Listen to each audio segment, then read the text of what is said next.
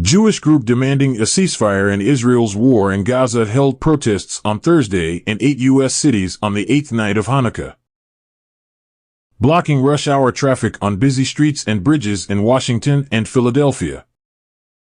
In Washington, the group Jewish Voice for Peace said about 90 protesters blocked the overpass to New York Avenue in the northwestern part of the U.S. Capitol. Police said the demonstration closed the intersection of New York Avenue and North Capitol Street and urged people to use alternate routes. On the 8th night of Hanukkah, 8 cities, 8 bridges, Jewish Voice for Peace said on X, formerly called Twitter. "We are here, gathering across the country in massive, growing numbers, to say no more."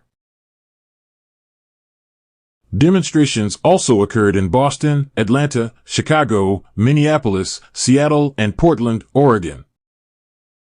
In Philadelphia, about 200 protesters briefly blocked the I-76 highway, and more than 30 arrests were made, a Reuters witness said. Protesters held signs and banners that read, "Let Gaza live and not in our name."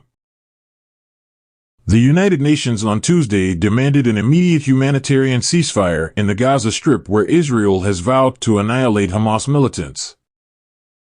The war in Gaza has led to pro-Palestinian and pro-Israeli protests in the United States since October 7, when Hamas, the Palestinian Islamist group that rules Gaza, killed